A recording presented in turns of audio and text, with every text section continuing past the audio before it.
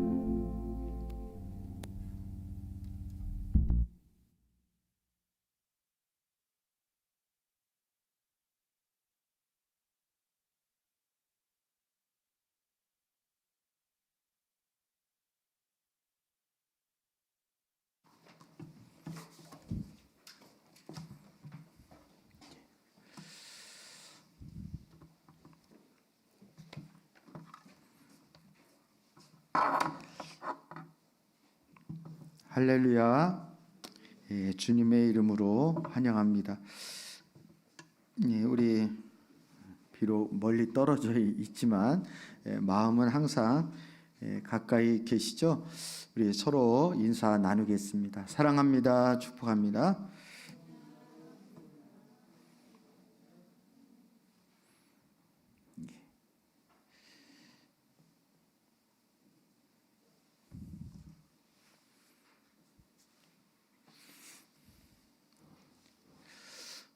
코로나 바이러스가 빨리 종식이 돼야 우리 마스크 벗고 좀 상쾌한 마음으로 하나님 앞에 찬양을 마음껏 할 수 있을 것 같습니다. 여러분의 얼굴을 3분의 1밖에 못 보니까 얼굴과 얼굴을 대면을 해도 별로 실감이 많이 나는 것 같지가 않습니다. 우리 많이 기도가 필요한 것 같습니다. 우리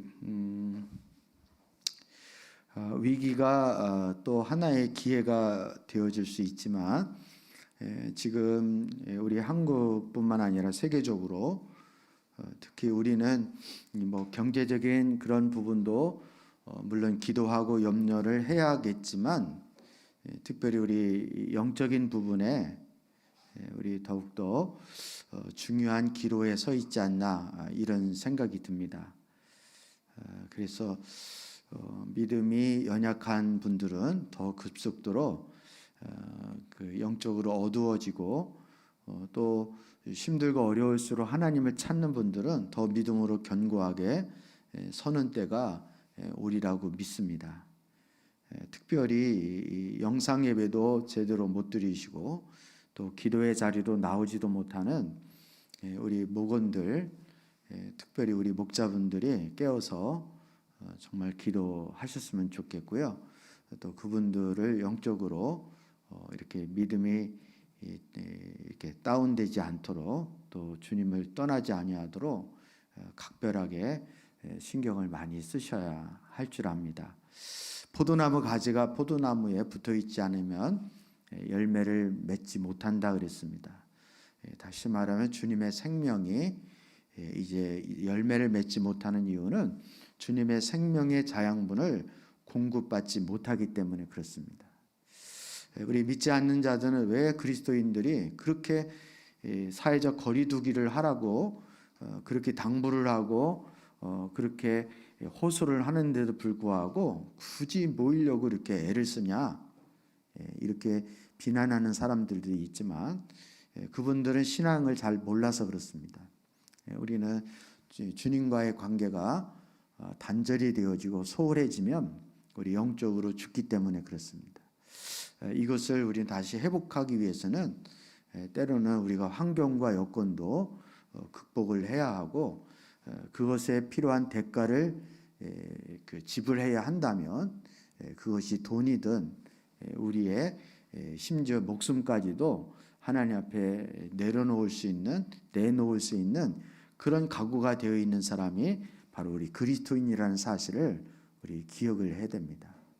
그래서 그런 관점에서 우리 보시면 우리가 그냥 예배 요즘 쉬고 있고 기도 안 하고 있고 이런 것이 단순한 문제가 아니라는 사실을 우리 성도님들이 아셨으면 좋겠습니다. 그래서 어쩌면 교회에 나와서 예배를 드리시는 분들보다 이 시간 영상으로 예배를 보시는 분들이 예배를 드리시는 분들이 훨씬 영적인 에너지와 집중도가 2배, 3배는 더 집중을 해야 하나님과의 관계를 가질 수 있을 거라고 생각이 됩니다. 그래서 단순히 영상으로 설교 말씀을 들으면 예배를 드린다 이렇게 생각하시면 안 돼요. 말씀 듣는 건 말씀 듣는 것이고 여러분은 하나님 앞에 말씀 듣기 위해서 지금 영상을 보시는 것이 아니라 하나님 앞에 예배로 나간다는 사실을 꼭 기억할 수 있었으면 좋겠습니다. 아멘이시죠? 아멘. 우리 지금 하나님 구원 경영 제 10장을 하고 있는데요. 내가 거할 성소를 지으라. 우리 그래서 사람이 하나님이 거하시는 집이라는 사실을 우리 지난주에 살펴봤습니다. 그래서 하나님은 우리 사람들 가운데 거하기를 기뻐하신다는 거, 그러기 위해서는 하나님이 거하실 수 있는 성전, 즉 성막이 필요한데 그 성막의 설계도는 누가 설계를 하신다고요? 하나님께서. 하지만 그 설계도대로 성막을 짓는 사람은 누가 짓는다고요? 사람이 짓습니다. 특히 하나님의 영을 받은, 하나님의 성령을 받은 부살레와 오홀리압이 성막을 건축했듯이 저와 여러분도 성령이 거하시는 전을 우리가 지어져 가고 있다라는 것에 대해서 우리는 신약적인 그런 관점에서도 여러분이 이해가 있어야 한다고 생각합니다. 그러면 우리가 건축해야 할 성막의 구조가 구체적으로 어떻게 되는지 오늘 말씀을 통해서 우리 나누려고 합니다. 오늘은 이제 5 종류를 지금 말씀을 드리려고 하는데, 제가 생각할 때는 많이 하면 3개, 적게 하면 2개 정도 하지 않을까 싶습니다. 아무튼 오늘 새벽에 여러분 드디어 예수님께서 어디에 입성하셨습니까? 큐티 본문 교재가 예수님이 예루살렘에 드디어 입성을 하셨죠. 나귀를 타고 입성을 하셨습니다. 왜 나귀를 타셨느냐 하면 예수님은 장차 오실 그 겸손의 왕으로, 평화의 왕으로 오시기 때문에 그렇습니다. 스가랴 9장 9절에 장차 오실 메시아는 겸손하셔서 나귀 새끼를 타고 입성하실 것에 대한 예언이 되어 있습니다. 그래서 예수님이 그 예언의 말씀을 뭐 하기 위해서요? 성취하시기 위해서 나귀 새끼를 타고 입성을 하신 거예요. 이거는 세상적인 관점에서 볼 때는 정말 웃긴 얘기예요. 왕이면은 그 왕으로서의 권위와 위엄을 나타내고 최대한 백성들에게 위압감을 주는 그런 권위를 가지고 나타나야 되는데 무슨 나귀입니까, 나귀? 여러분 한번 생각을 해보세요. 당나귀 타는 거 보셨어요? 당나귀 타고 가는 거 뒤에서 보면 어떻습니까?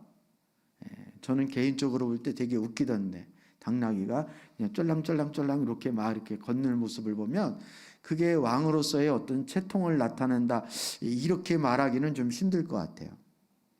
근데 보통 왕은 그것도 말을 타고, 그리고 온갖 이제 다 전신갑주에 무장을 하고, 그리고 칼을 쫙 뽑을 수 있는 그런 위엄을 가지고, 그것도 말도 모든 사람들이 다 이렇게 눈에 띄울 수 있는 백마라든지 아니면 흑마라든지 그런 기름기 잘잘 흐르는 그런 말을 탁 타고 위엄 있게 그 성으로 입성해야 폼이 나는 거 아닙니까? 근데 예수님은 폼 잡을 줄도 모르시고 분위기를 잡을 줄 모르시는 분처럼 그렇게 나귀를 타고 입성하신 거예요. 그것은 예수님이 이루실 왕은 물리적으로 힘으로 세우는 나라가 하나님 나라가 아니라, 하나님 나라는 섬기는 나라이기 때문에 그렇습니다. 그리고 하나님 나라는 물리적으로 뭔가를 압박을 하고 제압을 하는 것이 아니라 바로 평화의 왕으로 이 땅에 오시고 그 평화를 주기 위해서 오신 하나님의 나라를 주님이 그 성격을 보여주고 계신 것입니다. 근데 왜 제가 지금 그 얘기를 하고 있느냐? 예수님이 결국 예루살렘에 입성하셔서 예수님이 어디로 들어가셔요? 어디로 가셨어요? 예루살렘. 맛집에 가셨어요? 아니면 여관으로 가셨어요? 어디로 가셨어요? 성전으로 가셨어요. 성전. 예수님은 예루살렘에 입성하셔서 그 최종 목적지가 바로 성전이라는 거예요. 그리고 다시 예루살렘을 떠나셔서 그 다음 날 오실 때 무화과 나무 열매가 없는 것을 보고 무화과를 저주하시고 바로 성전에 가서 다시 성전 청소를, 성전을 깨끗게 하는 그런 사건이 오늘 큐티 본문의 내용입니다. 주님이 예루살렘에 입성하셔서 제일 초점을 맞추고 중요하게 여긴 부분이 무엇인지를 말씀드리고 싶은 거예요. 제가 무슨 말씀을 드리는지 이해가 되시죠? 그만큼 성전은 우리에게 중요하다, 안 중요하다? 중요한 정도가 아니라 굉장히 이 성전 부분이 굉장히 중요하다라는 것을 말씀을 드리고 싶습니다. 여러분, 성전을 건축하는 거, 성전의 내면의 구조를 견고히 하는 거, 이것은 다 결국은 어디에 적용되어지는 거예요? 주님이 거하실 성전은 구약의 그림자로, 예표로 성막이라는 걸 통해서 하나님 보여주시고, 성전, 솔로몬 성전이라는 걸 통하여 보여주셨지만, 그것은 예수님이 이 땅에 오심으로 말미암아 더 이상 벽돌로 지은 성막이나 성전은 더 이상 존재할 필요가 있어요, 없어요? 없어요. 왜냐하면 그 성전은 무너져야 하기 때문에 그래요. 주님이 새로운 성전을 하나님이 짓기를 원하시는데, 그것은 예수님이 십자가와 부활 사건을 통하여 새로운 성전을 지으셨습니다. 그것은 바로 교회라는 공동체의 성전에 주님이 임재하기를 원하시고, 또 우리 예수 그리스도를 구주로 고백하는 성도들 한 분 한 분 심령, 마음, 심령 가운데 주님의 성전을 세우기를 원하시는 거예요. 성전을 짓는다라고 하는 것은 우리가 자신의 내면을 성전화한다라는 사실을 우리는 기억을 해야 하는 것입니다. 아멘입니까, 여러분?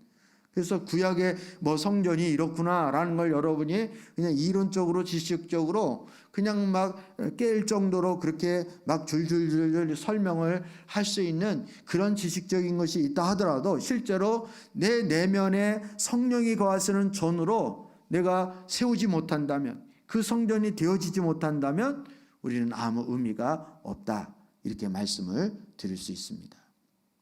여러분, 우리 신앙생활의 여정은 결국은 성전을 우리 내면에 세우는 것입니다. 하나님이 이스라엘 백성들을 그토록 애굽 종되었던 곳에서 하나님의 그 권능의 팔로 저들을 구원하시고, 그리고 홍해를 가르시고, 그 오랫동안 광야 생활을 통하여 훈련을 시키시고, 또 시내산으로 인도하셔서 말씀으로 저들을 가르치시고, 또 성막을 짓게 하신 이유는 결국 저들이 성막에서 하나님 앞에 뭐하는 자로 세우기 위해서요? 예배하는 자로 세우기 위해서 그런 것입니다. 그래서 우리 이제 하나하나 살펴보면 아시겠지만, 여러분이 진정으로 내면의 성막을, 성전을 제대로 짓고, 그래서 하나님의 영광의 임재가 임하는, 그래서 제사장의 수준으로 하나님 앞에 깊이 인격적인 교제와 주님과 대면하는 그런 신앙의 수준이 되어지면 곧바로 어디로 들어가요? 가나안 땅으로 가는 거예요. 그래서 심지 않는, 이제 가수나무의 열매를 먹을 뿐만 아니라 파지 않는 우물을 먹고 내가 짓지 않는 그러한 집에서 거하는 하나님의 놀라운 은혜를 누리게 되어지는 것입니다. 다시 말하면 젖과 꿀이 흐르는 하나님의 풍요를 경험하게 되어지는 거예요. 겉으로는 가나안 땅에 간 것이지만 실제로는 저희들의 내면에 뭐가 이루어진 것입니까? 내면에 성전이 지어진 거예요. 이스라엘 백성들 가운데 그 정도의 수준이 되어져야 저들이 어디에 들어갈 수 있다? 가나안 땅에 들어가요. 이것을 하려고 주님이 묻어내를 애를 썼는데도 불구하고 안 되니까 결국 광야에서 이제 가나안 땅에 못 들어가는 사람이 있었다는 사실을 우리는 주목할 필요가 있다는 것입니다. 여러분, 저와 여러분은 계속해서 에베소서에서도 말씀하고 있듯이 우리는 성령이 거하시는 전으로 뭐하여 가느니라? 지어져 가느니라. 늘 공사 중이라는 사실을 우리는 기억을 해야 하는 것입니다. 그래서 어쩌면 여러분이 그냥 하나님 앞에 어느 정도 안전거리 유지하다가 그냥 이 세상의 삶을 마감하고 천국에 가면, 천국에 쏙 들어가면 이제 신앙생활 나름 잘하는 거지, 이렇게 생각할지 모르겠지만 천국은 아무나 가는 게 아니에요. 여러분 그래서 유행가도 있잖아요. 사랑은 아무나 하나. 이것처럼 천국은 아무나 가는 게 아닌 거예요. 내면에 이 땅에서 내면의 성전이 성령이 거하시는 존으로 세우지 않은 사람은 천국에 들어갈 수도 없다는 사실을 여러분 아셔야 됩니다. 왜냐하면 이 내면의 성전은 뭐부터 이루어지기 때문에요?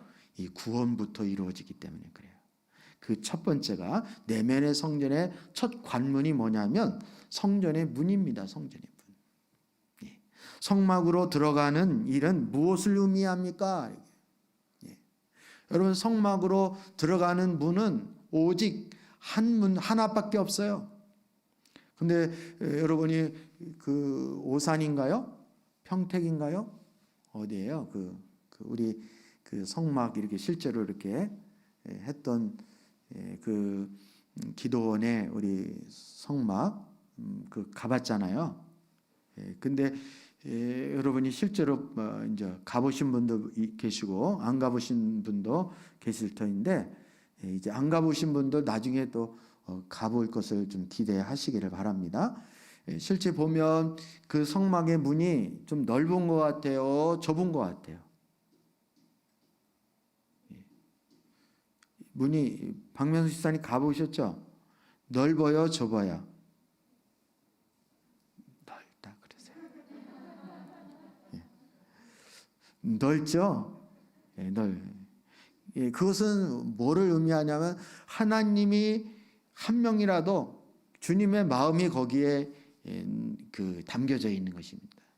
수고하고 무거운 짐진 자들아 다 내게로 오라 이렇게 하는 것처럼 구원받는 자가 하나님 편에서는 적었으면 좋겠어요? 많았으면 좋겠어요? 많았으면 좋겠네요. 그래서 유독 그냥 평범한 그런 문보다 진짜 몽골 가니까 몽골은 이 뭐 큰 마켓이라 할지라도 그냥 우리 보통 집에 방문만 해요. 마켓 문이. 우리 같으면 마켓 큰 백화점이나 이런 마켓의 문이 어떠해야 돼요? 사람이 많이 왕래하니까 그만큼 문이 넓어야 된다고 생각하잖아요. 근데 거기는 문이 좁아요. 그리고 또 하나 더 있어요, 문이. 왜 그러냐면 워낙 날씨가 추우니까 문을 크게 만들었다가는 다 얼어 죽을까 봐 이렇게 작게 만드는 거예요. 다 이렇게 작게 만드는 그 환경에 따라서. 이것처럼 성막도 문을 크게 만든 이유가 있는 거예요. 주님이 누구든지 다 오기를 원하시는 마음에서 그러신 거예요. 근데 그 성막의 문이 무슨 문을 의미한다고요? 구원의 문을 의미하는 거예요. 여러분 요한복음 10장 9절 말씀부터 10절을 우리 한번 읽어보도록 하겠습니다. 나는 그 문이다. 누구든지 나를 통하여 들어오면 구원을 얻고 드나들면서 꼴을 얻을 것이다. 도둑은 다만 훔치고 죽이고 파괴하고 오는 것뿐이다. 나는 양들의 생명을 얻고 또 더 넘치게 얻게 하려고 왔다. 할렐루야. 예. 여러분 성경은 누구에 대해서 기록한 성경일까요? 성경의 주인공은 누구일까요? 예수님이시죠? 예수님이 실제로 성경은 누구에 대해서 증언한 거라 그래요? 내게 대하여 증언한 거라 이렇게 예수님이 그렇게 말씀하셨어요. 여러분이 성경을 읽을 때 성경에서 예수님을 발견하지 못하면 성경을 잘 읽은 거예요? 잘 못 읽은 거예요? 잘 못 읽은 거예요. 마치 우리 어린아이가 엄마의 그 학창 시절에 다녔던 그 교복을 입고 학창 시절 다녔던 그 앨범을 옛날 그 흑백에 바른 그 앨범을 다 꺼내 놓으면 아이와 이렇게 엄마 한번 찾아봐 이러면은 아이가 누가 엄마인가 이렇게 많은 그 이렇게 또래 그 친구들이 여럿이 있지만 그래도 엄마를 딱 찾아내잖아요. 엄마다 이렇게 한 번도 안 해보셨어요? 엄마다 이렇게 찾는 거죠.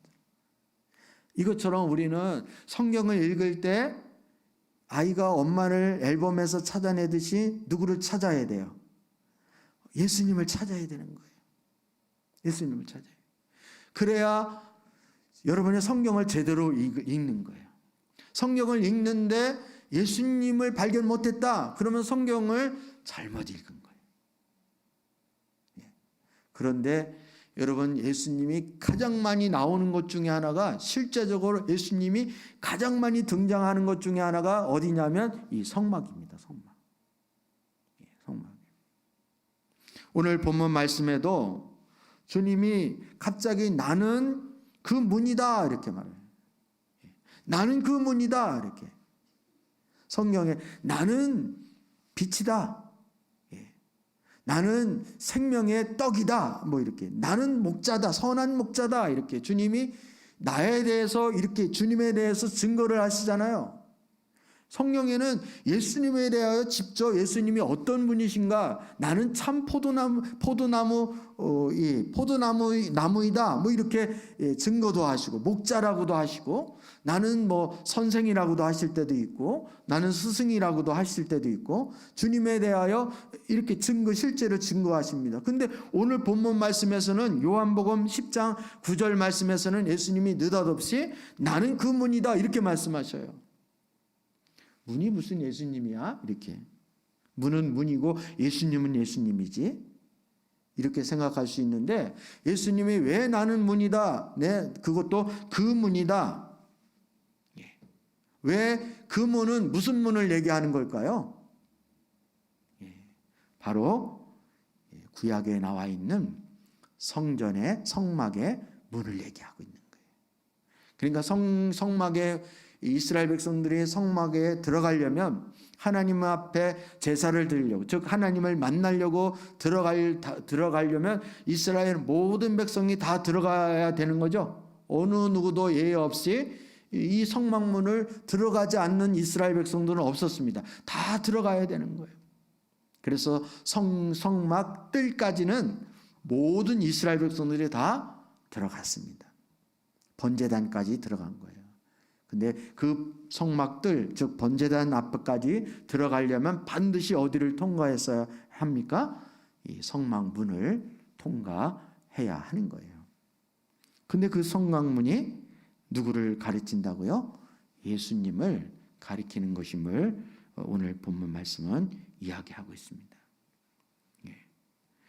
도둑은 그런데 누구든지 나를 통하여 들어오면 구원을 얻고 드나들면서, 그 성막문을 드나들면서 뭐를 얻을 것이다? 꼴을 얻을 것이다. 안 믿는 남편은 뭐 그렇게 길을 쓰고 교회를 가려고 그래요. 코로나 바이러스 걸렸는데 집에 그냥 있지, 웬 교회를 지금 어느 시대, 어느 지금 상황인지도 모르고 교회를 가냐고. 우리가 왜 교회를 안 가면은 영적으로 목마르냐면요, 꼴을 못 먹어서 그래요. 이 문으로 들락날락 하면서 영적인 필요를 우리가 공급받아야 되는 거예요. 꼴을 먹어야 되는 거예요. 꼴을. 그래서 10절에 주님 뭐라고 말씀하십니까? 도둑은 다만 훔치고 죽이고 파괴하려고 오른 것뿐이다. 여러분, 이 문으로 드나들지 않는 사람은 다 뭐라 그래요? 오늘 본문 말씀에는 없지만 요한복음 10장에 이미 앞에서 주님이 그렇게 말씀하셨어요. 이 문으로 들어오지 않는 자는 다 도둑이라는 거예요. 이 문이 누구입니까? 바로 예수 그리스도. 우리 세상적인 종교는 다 그렇게 말을 하죠. 왜 기독교만 구원이 있다고 말을 하냐고. 다른 종교도 인정을 해야지. 그래서 기독교인들이 욕을 먹는 거라고. 같이 다른 종교도 인정을 하고 그렇게 해야지, 이렇게 왜 기독교만 구원이 있다고 얘기를 하냐고. 이렇게 기분 나빠하잖아요. 기분 나빠해도 할 수 없어요. 왜냐하면 하나님의 말씀이 우리에게는 진리니까. 주님의 말씀이 예수 그리스도에는 구원받을 이름을 주신 적이 있다 없다? 없다. 분명히 말씀하시고, 오늘 본문 말씀에서도 이 문을 통과하지 않으면, 나를 통하지 않으면 구원을 얻을 수 없다고 분명히 말씀하고 있는 거예요. 예수님을 통하지 않으면 구원을 받을 수 없다고 성경은 그렇게 말씀하고 있는데, 우리가 그것을 그것을 신뢰한다면 오직 구원은 누구밖에 없다고 우리는 증거를 해야 하는 것입니까? 예수 그리스도 외에는 구원받을 이름이 없습니다. 예수 믿고 구원받으세요 라고 당당하게 이야기할 수 있어야 하는 거예요. 아멘입니까, 여러분? 예수 그리스도를 영접한 사람만이 구원을 받고 하나님의 자녀가 되어지는 특권을 주셨다. 요한복음 1장 12절 말씀에 그렇게 말씀하고 있습니다. 여러분, 오직 우리 구원은 예수 그리스도밖에 없다는 사실을 꼭 기억할 수 있기를 주님의 이름으로 축복합니다. 우리는 많은 동기를 가지고 예수를 믿는다라고 이렇게 예수님을 따르는 사람은 정말 수없이 많은 사람들이 예수님을 따랐어요. 그 많은 사람들은 다 자기 나름대로의 그 목적과 동기를 가지고 예수님을 따랐습니다. 어떤 사람은 예수님이 자신의 병을 고쳐주는 것 때문에 그 병을 낫기 위해서 예수님을 따른 사람도 있고, 어떤 사람은 예수님이 잘 가르치니까 그 가르치는 권세가 일반 사람과 같지 않은 놀라운 권세를 가지고 가르치니까 예수님의 가르침에 뿅 가는 사람도 있어요. 또 어떤 사람은 주님이 오병이어의 기적을 막 행하시고 떡을 막 주시고 그러니까 그 필요에 의해서 예수님을 따르는 사람도 있습니다.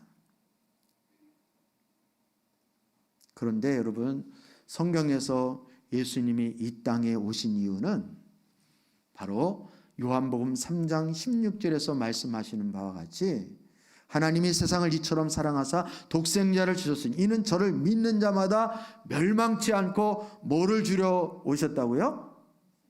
영생을, 영원한 생명을 주시기 위해서 오셨다고 말씀하고 있습니다. 다시 말하면 생명을 준다는 말은 구원하기 위해서 오셨다는 말과 같은 말이에요.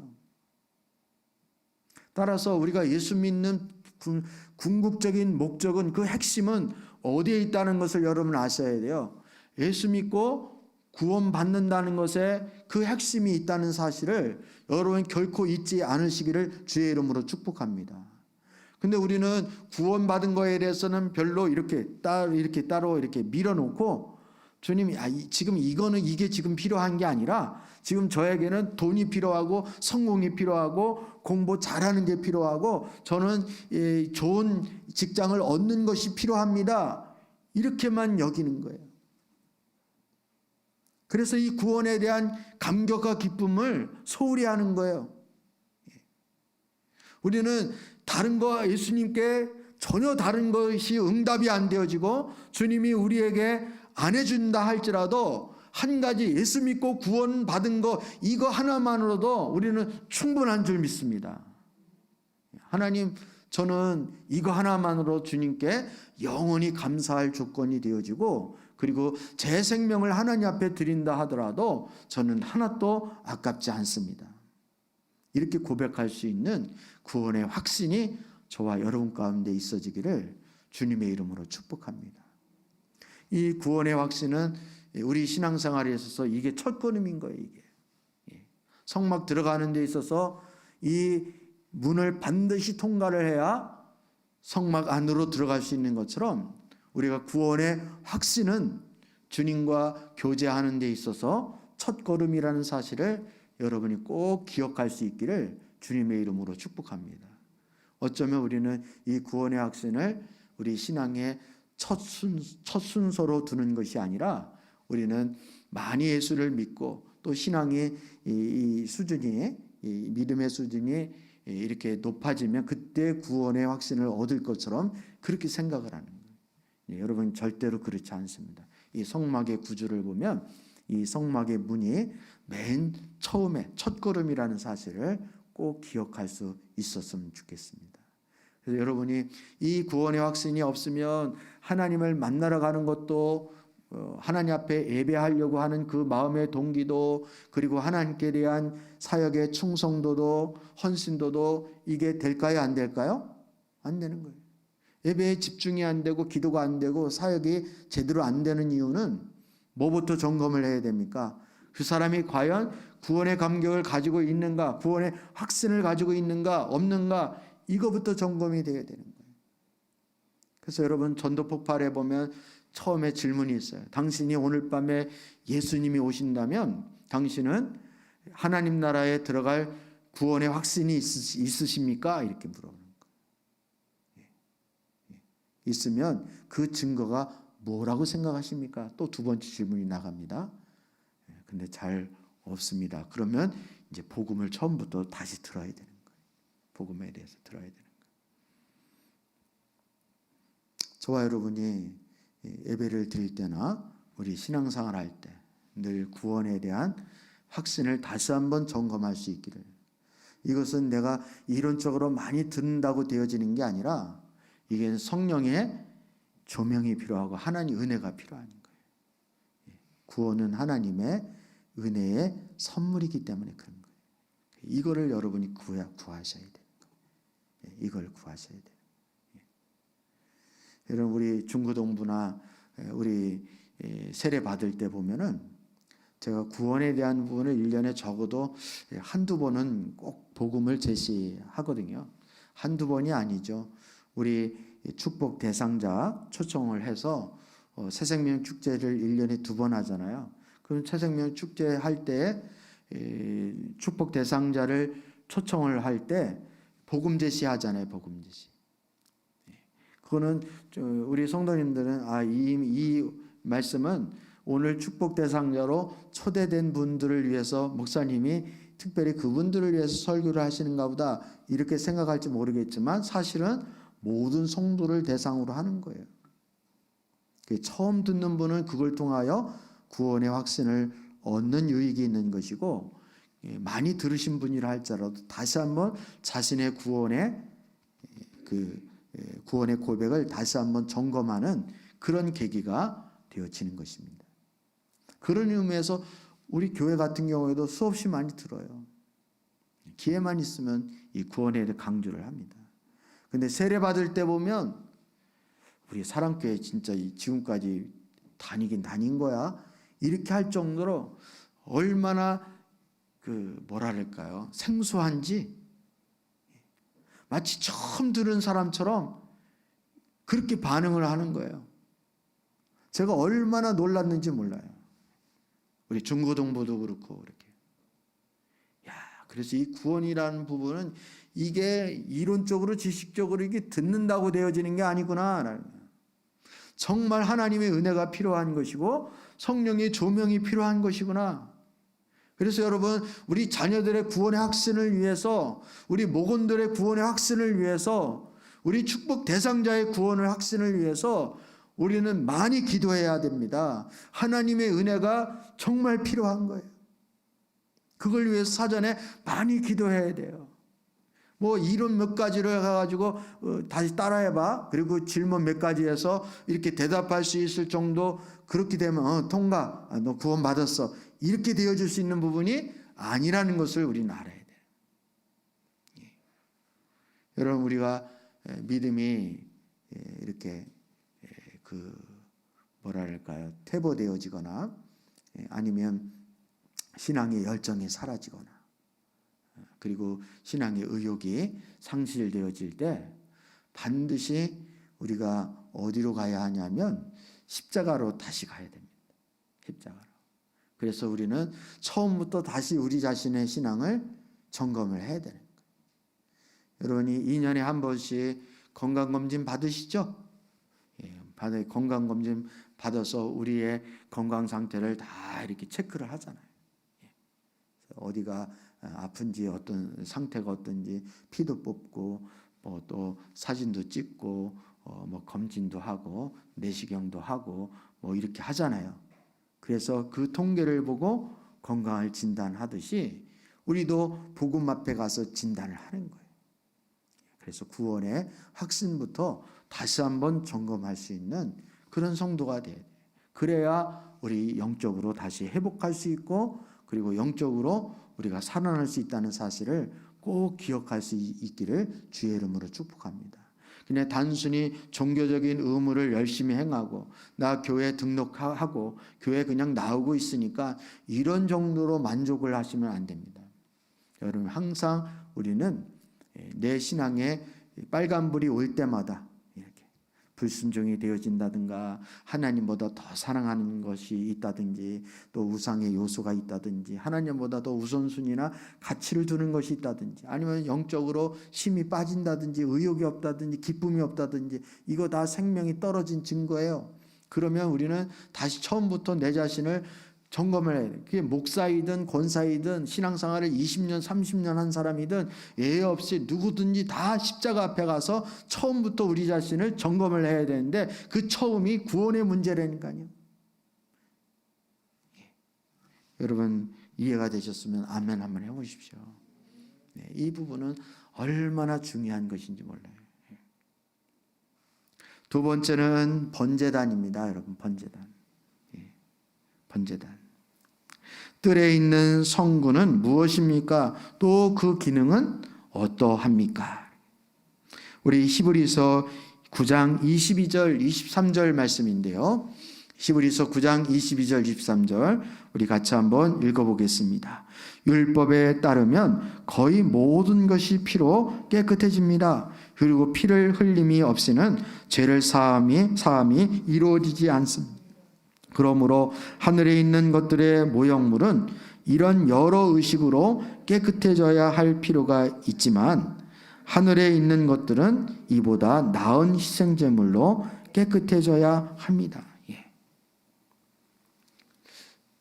여러분 기회가 주어지면, 제가 그 생각까지는 못했는데 다음 주에는 성막 그림을 이렇게 좀 PPT에 띄워드리도록 그렇게 하겠습니다. 저는 이제 여러분이 다 아실 거라고 이렇게 생각이 됐는데, 또 생소한 분도 있으실 거라고 생각이 됩니다. 성막 문을 딱 지나게 되면 첫 번째 또 눈에 들어오는 것이 바로 뭘까요? 번제단입니다. 번제단. 이 번제단은 어디에 있는 걸까요? 성막 뜰에 있는 거예요. 다른 말로 말하면 성막 마당이라고도 얘기할 수 있습니다. 그래서 이사야 1장에 보면 이스라엘 백성들이 마음에 없는 의식적이고 형식적인 예배를 드리는 이스라엘 백성들을 향해서 너희가 성전 뜰만 밟을 뿐이다 이렇게 말해요. 더 이상 앞으로 진전을 못하고 성전 뜰만 밟는 그 수준에 머물러 있다, 이런 뜻입니다. 근데 그 성전 뜰에는 번제단이라는 것이 있습니다. 이 번제단의 기능이 무엇인가? 번제단에서는 피로 정결케 하는 의식을 합니다. 물두멍에서는 물을 씻습니다. 그리고 죄는 번제단에서 씻고 우리의 옛사람 자아는 물두멍에서 처리가 되어지는 거예요. 여러분, 번제단이 있고 번제단뿐만 아니라 이 성막에는 물두멍이 있어요. 물두멍이. 오늘 여기에는 이제 물두멍이다 이렇게 번제단만 이렇게 얘기하고 있지만, 사실은 번제단 다음에 물두멍이 있어요. 근데 왜 여기에 물두멍을 안 썼느냐면, 이 물두멍은 제사장이 손과 발을 씻는 것이지 일반 사람들이 물두멍에서 손과 발을 씻는 게 아니에요. 그런데 일반 사람들은 번제단에서 이 번제만 드리고 이제 가는 것입니다. 그리고 나머지의 순서는 이제 누가 하는 거예요? 제사장이 하는 것이기 때문에 그렇습니다. 근데 아무튼 이 번제단에서는 씻는 거예요. 씻는 거. 그래서 번제단에서는 예의 없이 이 번제단에서는 피를 흘려야 되는 거예요. 이 제사에서는. 여러분, 피를 왜 흘릴까요? 오늘 본문 말씀해 보면 아주 중요한 히브리서 9장 22절 말씀이 있는데, 여러분 한번 따라해 보실래요? 피 흘림이 없이는 죄를 사함이 이루어지지 않습니다. 피 흘림이 없이는 죄를 사함이 이루어지지 않는다는 거예요. 여러분, 우리 보세요. 이게 기독교의 진리입니다. 기독교의 진리는 피로 구원을 받는 거예요. 우리 출애굽기 앞에 얘기할 때 유월절 어린 양에 대해서 우리 이야기할 때 이미 이 말씀을 나누었죠. 우리 구원은 뭐로 이루어진 구원이다? 피로 이루어진 구원이다. 이 부분을 여러분이 이미 앞에서 나누었습니다. 근데 이것을 주장하는 종교는 기독교밖에 없어요. 다른 종교는 구원을 어떻게 해서 받는다고 생각해요? 피로 제사함을 받아서 제 용서함을 받아서 의롭다 이렇게 인정하는 종교가 없어요. 그냥 자신의 뭐를 위해서 구원받는다 생각해요? 뭐 구원에 대해서 얘기하는 데도 없어요. 그냥 착한 일을 하면 그냥 좋은 곳에 간다 이 정도예요. 뭐 들어갔다 다시 나오기도 하고 또 들어가면 되고 뭐 이런 거죠. 그래서 연말이 되면 사람들이 자신이 한 해 동안 살았던 거 미안한 게 있잖아요. 그럼 그 미안함을 조금이라도 삭감하기 위해서 뭐를 하려고 합니까? 착한 선행을 하려고 그러는 거예요. 선행을 하려고. 그래서 뭐 이웃 돕기도 하고 뭐 이렇게 그 엠방 그 운영한 그 박박사인가 무슨 박사인가 하여튼간 그 인간도 그런 악독한 짓을 하면서도 어디 갔다 그래요? 예. 뭐죠? 거기가 아무튼 봉사하러 갔잖아요. 봉사하러. 이중적인 그런 생각. 그 심리가 왜 그러냐면 본인이 죄에 대한 이렇게 죄를 지면 사람의 양심이라는 가책을 받게 되어 있거든요. 하나님이 그렇게 우리를 만드셨어요. 그렇게 예민하게 모를까 봐. 그런데 그 죄에 대한 죄책감을 느끼게 되어지면 그것을 조금이라도 사하고 싶어서 그거를 벗어나고 싶은 욕구가 생기는 거예요. 근데 사람들은 뭐라고 착각을 하냐면 선행을 하면 그 죄가 없어질 거라고 생각하고 시간이 지나면 조금 퇴색이 될 거라고 생각해요. 여러분 죄는 그렇게 없어지는 게 아닙니다. 아무리 시간이 지난다 할지라도 죄가 그냥 사그러들거나 이게 없어지는 게 아니에요. 그리고 선행을 해도 선행한 건 한 거고 죄를 진 건 진 거예요. 죄에 대한 싹슨 반드시 죄에 대한 값은 사망이라는 죄에 대한 대가가 있다는 사실을 우리는 알아야 되는 거예요. 이걸 알아야 예수님의 십자가의 구속의 은총이 얼마나 놀랍고 큰 것인지를 깨닫게 되어지는 거예요. 그냥 죄의 문제가 무슨 헌신자 갖다가 엿바꿔 먹는 식으로 그런 정도로 가벼운 거라고 생각을 하면 여러분 천만의 만만의 말씀입니다. 우리는 우리 인간의 힘으로는 이 죄 문제를 해결할 수가 있다 없다? 없습니다. 해결할 수가 있다면 예수님이 이 땅에 굳이 내려오실 필요가 없는 것이죠. 근데 우리 인간의 모든 문제는 뭐로부터 시작이 되어진다고요? 죄 때문에 시작이 되는 거예요. 그래서 예수님이 이제 예수님이 혈우병 앓는 여인인가요? 그 안식일 날 고쳐주실 때 그렇게 말씀하잖아요. 딸아, 내 믿음이 제사함을 얻었느니라. 이렇게. 내가 제사함을 얻었느니라. 주님이 그렇게 말씀하십니다. 왜냐하면 인간의 문제, 심지어 병이라고 할지라도 귀신 들린 거라 할지라도 사실은 어서부터 시작되어지는 것이기 때문에 그래요. 이 죄의 문제 때문에 시작되어지는 것 때문에 그런 것입니다. 여러분 우리 기독교의 핵심은 이거예요. 우리가 무엇으로부터 구원받았는지에 대한 여러분이 선명한 이해가 있어야 돼요. 제가 여러 번 말씀드린 기억이 나는데 제가 아는 목사님 교회에 우리 성도님들하고 같이 가서 이렇게 전도를 해 드린 적이 있어요. 우리 이상근 목사님이라고. 근데 그 목사님이 이제 그런 간증을 하더라고요.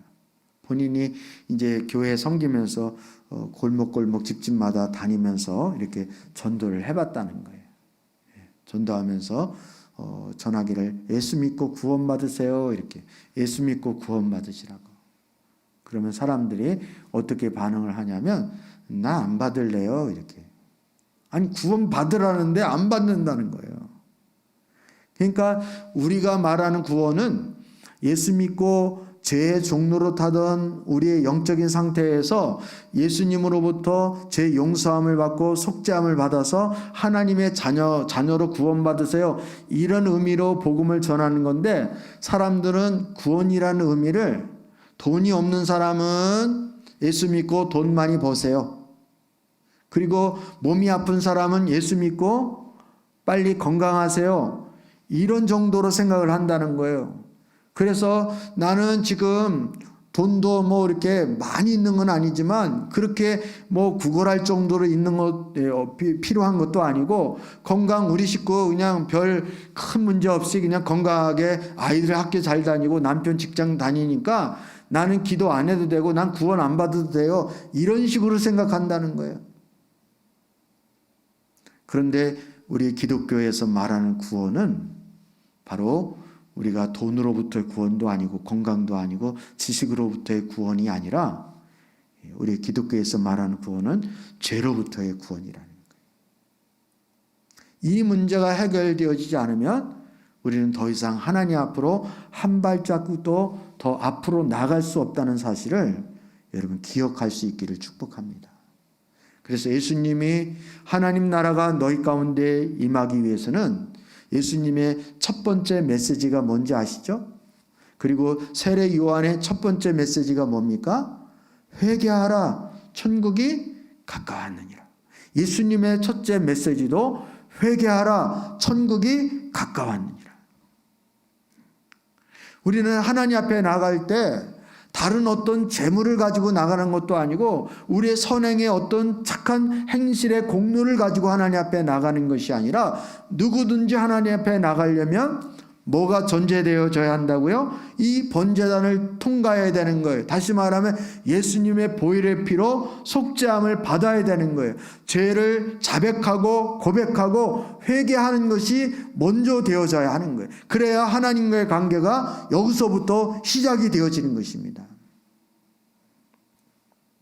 우리는 뜰에서 죄를 씻고 그리고 한 걸음 더 나가기 위해서 여러분 죄만 씻는 것이 아니라 바로 그 다음에 물두멍이 있는데, 물두멍에서 제사장이 손과 발을 씻잖아요. 손과 발을 씻는 것은 자기의 자아를 씻는 것입니다. 자아를 씻는 거예요. 자아를. 여러분, 우리 또 자아를 말씀드릴 것 같으면 이거를 로마서에서는 옛사람이라고도 하고, 그리고 이것을 병든 자아라고도 그렇게 얘기하는데, 우리 자아가 곧 무엇입니까? 우리 옛사람이고 우리 육신이에요. 이 자아는 한마디로 말하면 자기중심성을 가지고 있습니다. 이 자아가 뭐를 가지고 있다고요? 자기중심성. 여러분, 우리는 끊임없이 예수님 하나님 앞에 용서함을 받았어도 우리 자아가 올라온다 안 올라온다? 계속 올라오는 거예요. 오늘 새벽에도 제가 그 말씀을 드렸잖아요.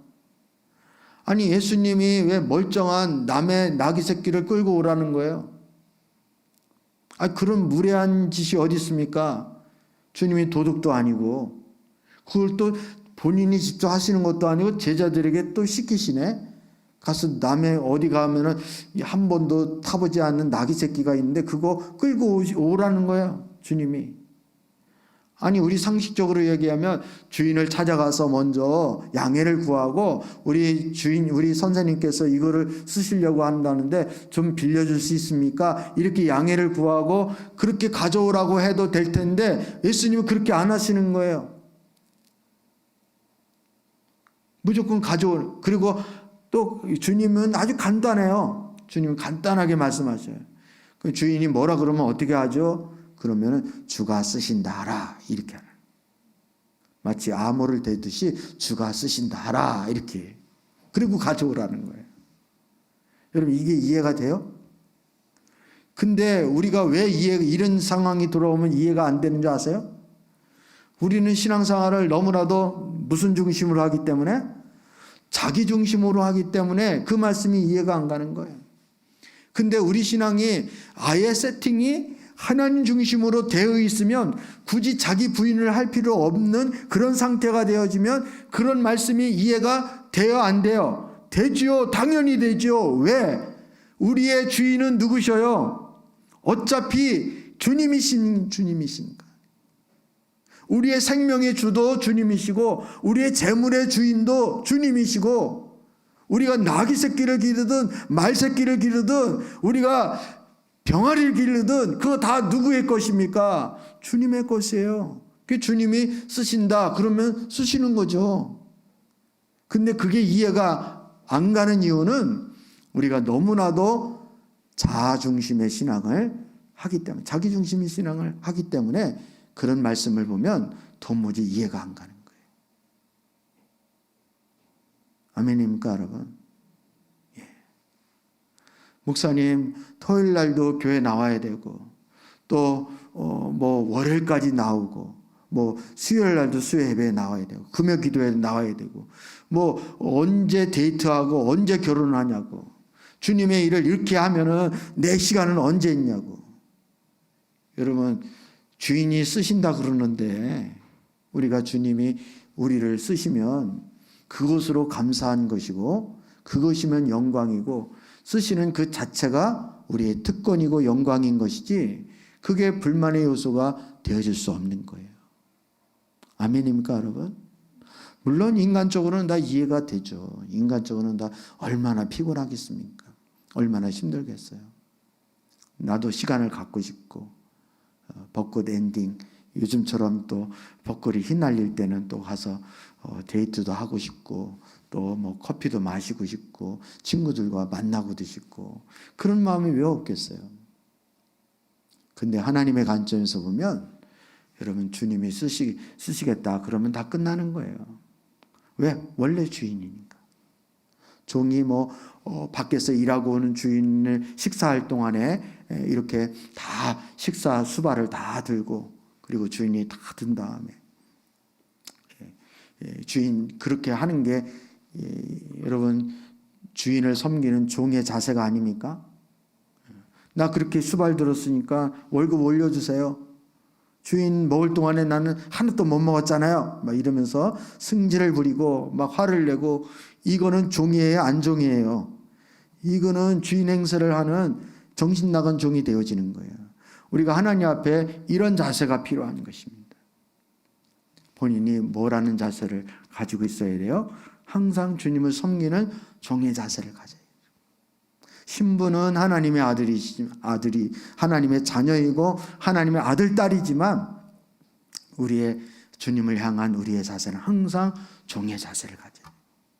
그래서 사도 바울은 예수 그리스도의 종된 나 바울은 이렇게 고백하는 이유가 바로 여기에 있다는 사실을 여러분 기억할 수 있었으면 좋겠습니다. 여러분 우리 자아가 이렇듯 우리 자아는 온갖 우리의 생각들을 다 세상적으로 만들고 자기중심으로 만들고 이 자아가 얼마나 하나님을 알지 못하게 만드는 그런 그 악의 뿌리인지를 우리는 알아야 돼요. 그래서 한번 따라해 보실래요 여러분?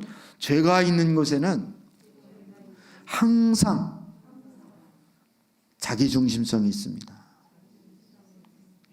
제가 시간이 없어서 다 말씀 못 드리는데 여러분 죄가 많아서 홍수 심판을 받았던 노아 시대 때도 사람들은 자기중심이었어요. 그래서 하나님이 좋아하는 자로 아내를 삼는 것이 아니라 하나님의 아들들이 사람의 딸들의 아름다움을 보고 지가 좋아하는 자로 아내를 삼았다는 거예요. 지는 제가 이제 붙인 거예요. 자기가 좋아하는 자로 아내를 삼는 거예요.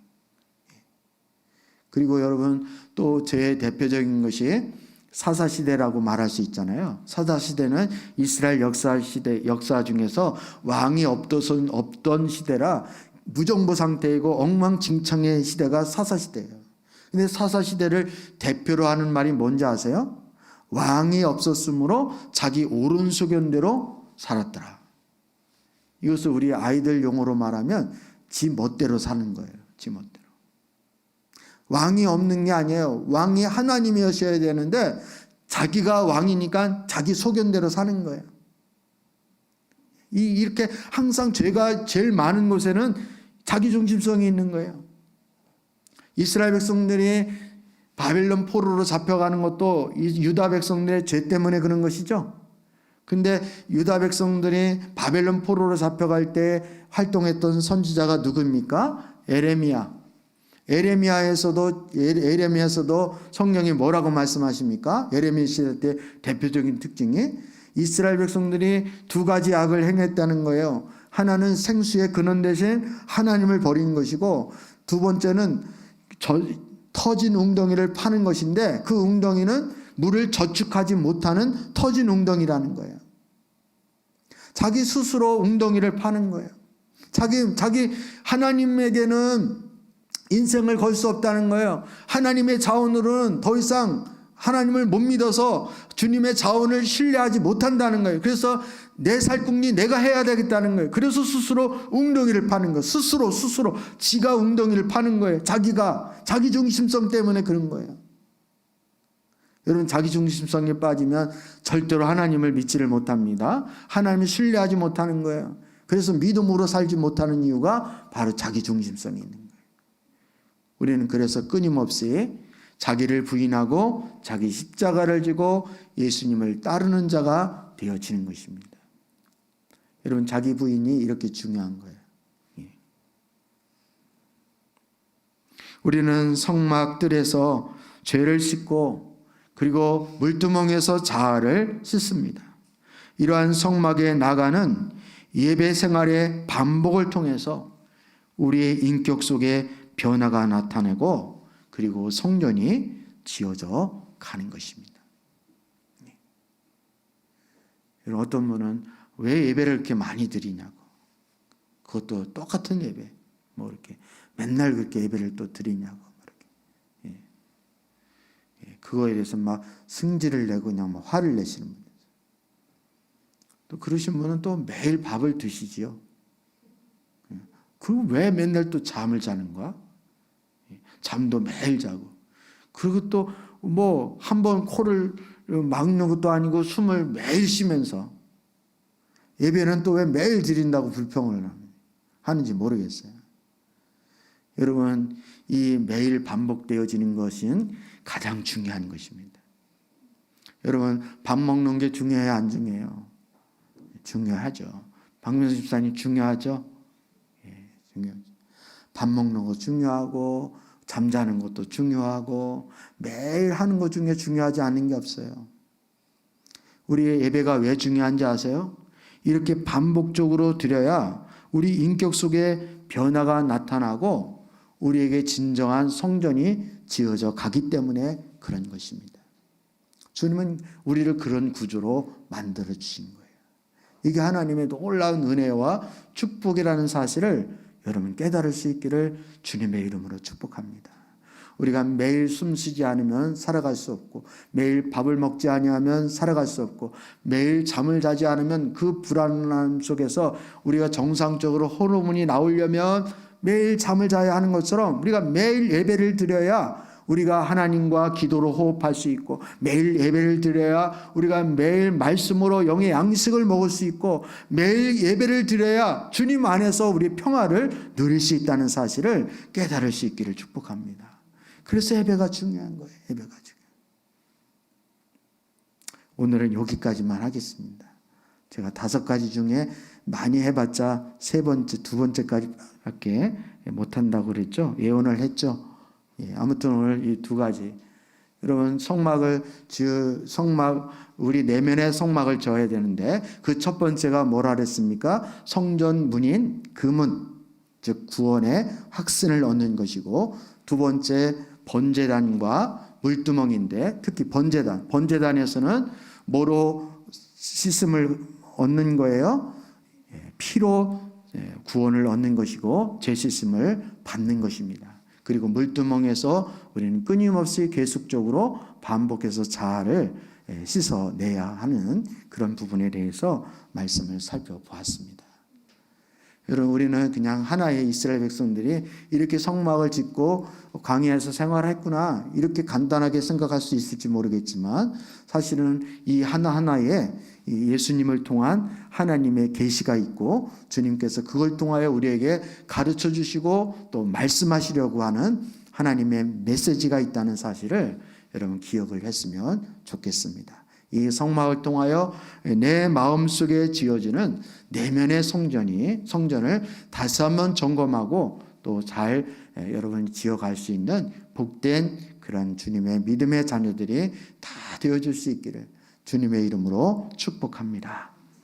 우리 찬양하고 기도로 하나님께 나아가시겠습니다.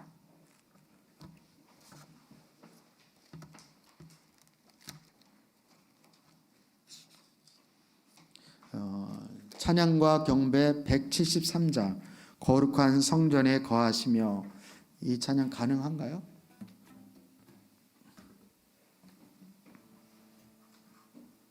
주님께서 원하시는 열매를 맺는 삶을 살아가도록 인도하여 주시옵소서. 또한 우리의 교회가 주님의 참된 몸이 되어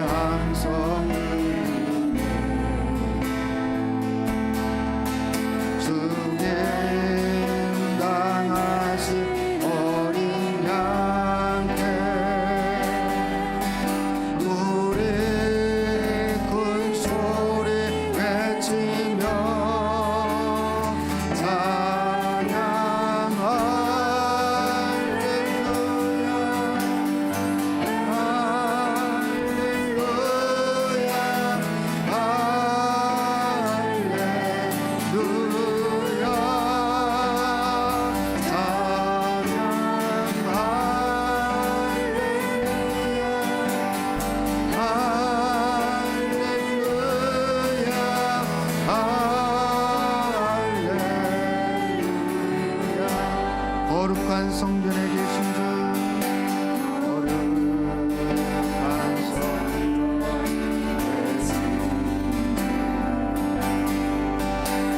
우리 주 앞에 서서 이전의 성도들과 함께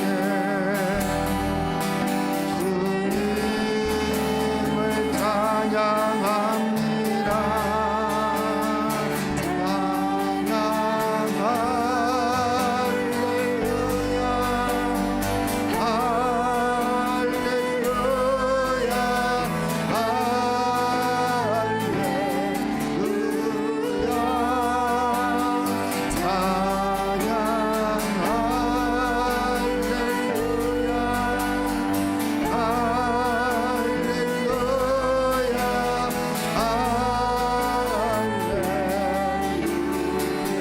찬양 할렐루야, 할렐루야, 할렐루야,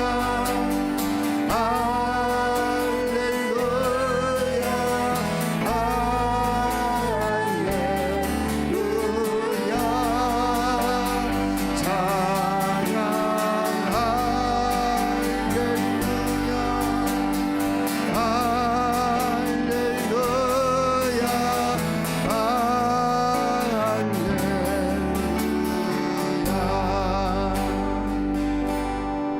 우리 이 시간 기도로 하나님께 나가시겠습니다. 하나님 아버지, 예수님도 예루살렘에 입성하셔서 주님이 성전을 가장 먼저 찾으시고 그 성전을 깨끗게 해 주신 것처럼 아버지 우리의 내면의 성전을 성령이 거하시는 성전을 지어져 가기를 간절히 원합니다. 오늘은 특별히 성전의 문인 구원에 대한 부분과 그리고 번제단에 우리의 죄를 용서함 받은 우리 죄 문제가 예수님의 거룩한 보혈의 피로 깨끗이 씻음을 받은 구원에 대한 부분들을 살펴보았습니다. 저희들이 하나님 앞에 구원의 확신을 가지고 먼저 하나님 앞에 나가게 하여 주시고 우리의 죄 문제가 얼마나 심각하고 그 우리의 병든 자아가 얼마나 끔찍한 것인지를 알기를 원합니다. 깨닫기를 원합니다. 예수님의 십자가 보혈의 피가 얼마나 큰 대가를 지불한 것인지를 알게 해 주시고 주님의 은혜의 그 크기와 그 넓이를 알아갈 수 있는 우리 사랑하는 성도들이 되어줄 수 있기를 간절히 소원합니다. 오늘 말씀을 기억하며 우리 함께 기도로 나갔으면 좋겠습니다. 저희가 날마다 기도로 나갈 때, 예배로 나갈 때 하나님 구원의 확신을 갖기를 원합니다. 보혈의 피의 능력을 의지하여 이 시간도 은혜의 보좌 앞으로 담대히 나가는 저희들 되어줄 수 있기를 소원합니다. 오늘 말씀을 기억하며 우리 함께 기도로 나가시겠습니다. 하나님 아버지 감사합니다. 주님, 저희가 오늘 성막을 통하여 우리의 내면의 성전을 짓기 위하여 성령이 거하시는 거룩한 전으로 지어져 가기 위하여 이 시간도 반복적으로 하나님 앞에 기도하며 예배하며 하나님 앞에 나갈 수 있도록 은혜 베풀어 주심을 감사를 드립니다. 하나님 아버지 우리가 예배를 통하여 하나님의 양식을 공급받게 하여 주시고 하나님 예배를 통하여 주님과 영적인 호흡을 할 수 있게 하여 주시고 예배를 통하여 하나님 아버지 주님과 깊은 평화를 누리며 교제하며 나갈 수 있는 저희를 내어주시도록 은혜를 베풀어 주시기를 간절히 소원합니다. 하나님 아버지 구원의 확신이 없으면 우리 신앙의 전체가 흐를 수밖에 없고 하나님 앞에 나가는데 문제가 있음을 기억하게 해주시기를 원합니다. 하나님 우리가 이 땅에서 성공하려고 마음의 유한을 얻기 위해서 도덕적이고 윤리적인 실현을 위해서 하나님 아버지의 주님 앞에 신앙생활을 하는 것이 아니라 아버지 하나님의 죄를 얘기하고 하나님 나라를 경험하기 위하여 주님 구원을 얻기 위하여 예수 그리스도를 찾는 것임을 기억하게 해주시기를 원합니다. 예수 그리스도 외에는 구원받을 이름을 주신 적이 없고 그 문을 통과하지 아니하며 그 문인 예수님을 통하지 아니하며 어느 누구도 구원을 받을 수 없다는 사실을 깨달을 수 있도록 은혜를 베풀어 주옵소서. 그래서 하나님 아버지 우리 사랑하는 성도들에게 성령님 찾아와 주셔서 조명하여 주시고 구원의 선물을 허락하여 주시며 구원의 확신 가운데 신앙생활을 할 수 있도록 은혜를 부어주시옵기를 간절히 바라고 원합니다. 오 주님 기억해 주시옵소서. 우리 다시 한번 기도로 나갔을 때 하나님 아버지 내 자신의 구원의 확신뿐만 아니라 우리 목원들의 구원과 또 우리 자녀들의 구원과 또 우리 사랑하는 가족들의 구원을 위해서 주님 기도합니다. 아버지 저들이 구원의 확신을 가질 수 있도록 성령께서 깨닫게 하시고 또 알기를 간절히 소원합니다. 예수님의 그 보혈의 피의 은혜가 얼마나 놀라운 것인지 우리 병든 자아, 자기중심성이 얼마나 하나님 끔찍한 것인지를 깨달아 알기를 원합니다. 극악무도한 죄인만이 죽을 수 있는 그 십자가에 못 박힐 수밖에 없는 우리 자아의 끔찍함을 보기를 간절히 소원합니다.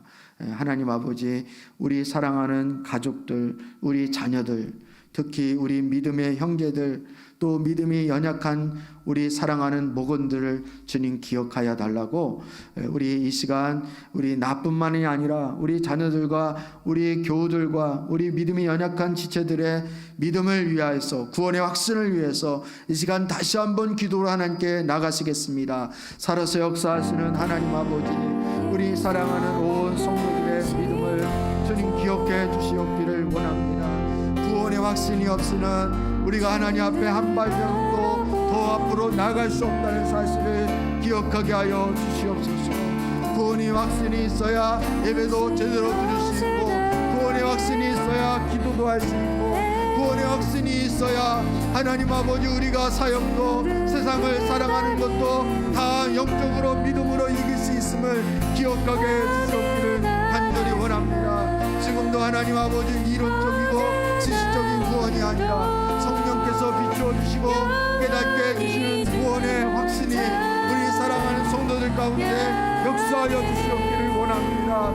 하나님이 주시는 구원의 선물을 받기에 조금도 부족함이 없도록 은혜를 베풀어 주시옵기를 간절히 소원합니다. 하나님 아버지요, 하나님 아버지, 그래서 아버지 하나님이요, 내면의 성전을 아버지 날마다 지어져가는 그런 복된 인생이 되어주시도록 하나님 아버지요 은혜를 베풀어 주옵소서.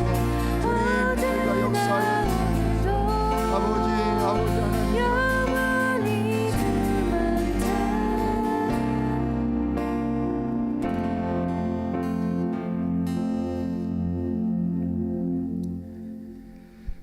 하나님 아버지, 코로나로 인해서 예배를 한동안 쉬면 무슨 상관이 있겠느냐 이렇게 생각하는 사람들이 있습니다. 하지만 오늘 말씀을 통하여 하나님, 우리가 예배로 하나님께 나가는 것이 이 땅에서 밥을 먹는 것보다, 또 우리가 운동을 통하여 건강을 유지하는 것보다 훨씬 더 중요하다는 사실을 깨닫게 해주시고 알게 해주셔서 감사를 드립니다. 예수님이 예루살렘에 입성하셔서 그 성전을 향하여 나가셨던 것처럼, 그리고 그 성전이 기도하는 만민의 집이 아니라 강도의 소굴이 되었을 때 의분을 일으키고 다 그거를 주님께서 둘러 엎으신 것처럼, 하나님 아버지, 우리 내면의 성전을 하나님 깨끗게 하는 저희들 되어줄 수 있기를 원합니다. 하나님 기준에 합당하지 않은 것, 주님이 보실 때 강도의 소굴인 우리의 내면의 성전을 주님이 이 시간 둘러엎어 주시옵시고 깨끗게 하여 주시옵시고 예수님의 보혈로 씻어 주시옵기를 간절히 바라옵고 원합니다. 아버지, 성전의 문 되시는 예수 그리스도를 통하지 아니하면 그 어느 누구도 구원을 받을 수 없다는 사실을 깨달을 수 있기를 간절히 소원합니다. 우리 사랑하는 성도들이 기도할 때나 예배할 때, 신앙생활 할 때 늘 구원의 확신을 가지고 주님 앞에 나가게 하여 주시옵시고, 본전에 설 때마다 피 흘림이 없이는 죄사함이 없느니라 라는 말씀을 새기면서 예수님의 보혈의 피가 우리를 사망과 죄악 가운데서 구원하여 주시고 용서해 주셨다는 그 크신 은혜를 마음에 새길 수 있는 저희 모두가 되어줄 수 있기를 간절히 소원합니다. 하나님 아버지, 물질의 필요가 채워지지 아니하면 하나님이 나를 사랑하지 않는다고 그렇게 원망하고 불평했습니다. 하나님, 내가 원하는 기도가 성취가 안 되어지면 주님이 나를 버렸다고 그렇게 낙심할 때가 얼마나 많이 있었습니까? 하지만 오늘 말씀을 통해서 주님이 나를 구원하셨고 나의 끔찍한 죄 문제를 해결하기 위하여 그 보혈의 피를 흘려주시고 큰 대가를 치러주셨다는 사실을 깨닫게 해주심을 감사를 드립니다. 늘 이 은혜를 마음에 새기게 하여 주시고 구원의 감격을 가지고 하나님 앞에 나갈 수 있는 우리 모두가 되어줄 수 있도록 은혜를 베풀어 주시옵소서. 특별히 우리 믿음이 연약한 우리 지체들을 기억하여 주시고 작은 환경과 어려움 가운데도 흔들리는 저들의 믿음을 하나님이 책임져 주시옵기를 원합니다. 주님을 바라보게 하여 주시고 구원의 확신을 갖게 하여 주시고 대속의 은총을 깨달을 수 있도록 은혜를 베풀어 주시옵소서. 우리 자녀들도 주님의 손에 의탁합니다. 하나님, 우리 가장들도, 믿음이 연약한 가장들도 저희 마음의 눈을 열어서 주님을 보게 하여 주시고 십자가의 구원의 은총이 저희 가운데 넘쳐날 수 있도록 축복하여 주시옵소서.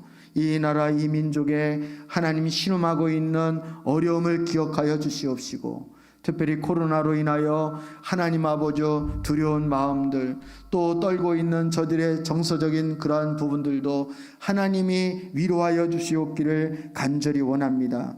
특별히 한국교회가 하나님 바로 설 수 있기를 원합니다. 영적인 경각심을 가지고 하나님께 돌아오며 회개하며 아버지 하나님 앞에 바로 설 수 있는 계기가 되어질 수 있기를 간절히 소원합니다.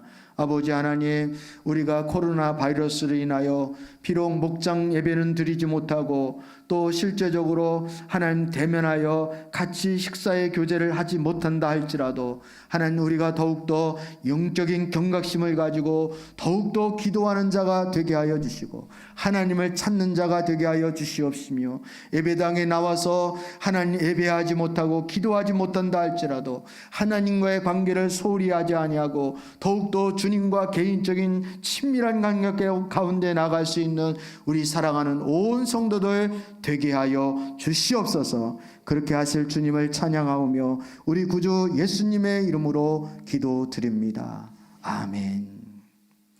우리 코로나 바이러스 때문에 어려움을 당하고 있는 우리 지체들을 위해서 기도해 주셨으면 좋겠고요. 또 우리 위정자들과 의료진들과 또 확진으로 또 고생하고 있는 우리 환자분들을 위해서도 기도해 주시고, 또 우리 한국 교회가 이 기회를 통하여 또 새롭게 세워질 수 있는 계기가 되게 해달라고 기도했으면 좋겠습니다.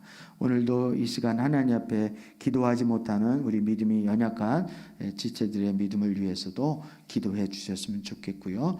또 우리가 비록 제대로 새생명 12주 프로젝트를 하지 못한다 할지라도 우리 그것을 위해서 기도하는 우리 성도님들 되셨으면 좋겠습니다. 그 밖에도 성령께서 깨닫게 해주시는 대로 또 우리 몸이 아픈 우리 지체들을 위해서도 기도해 주시기를 부탁을 드립니다. 우리 함께 주님께 우리 함께 기도로 나가시고 계속해서 자유롭게 기도하시겠습니다. 살아서 역사하시는 하나님 아버지, 주님의 은혜와 사랑을 감사를 드립니다.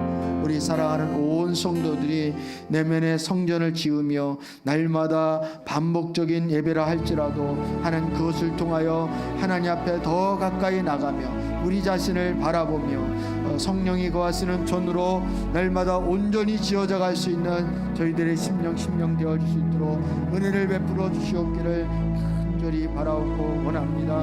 하나님 아버지, 주님 도와주옵소서. 주님 축복하여 주시옵소서. 무엇보다도 하나님의 은혜가 필요합니다. 아버지 하나님, 저희에게 하나님 아버지 인간적인 세상적인 필요도 우리에게 공급되어져야 하지만 하나님, 무엇보다도 사랑하는 성도들에게 하나님의 은혜가 부어질 수 있도록 은혜 베풀어 주옵소서. 그래서 마음의 눈이 열리기를 소원합니다. 하나님 아버지여, 구원의 확신 가운데 거할 수 있게 하여 주시고 주님의 대속의 은총에 그 사랑을 경험할 수 있도록 은혜를 베풀어 주시옵기를 간절히 바라옵고, 오 주님 아버지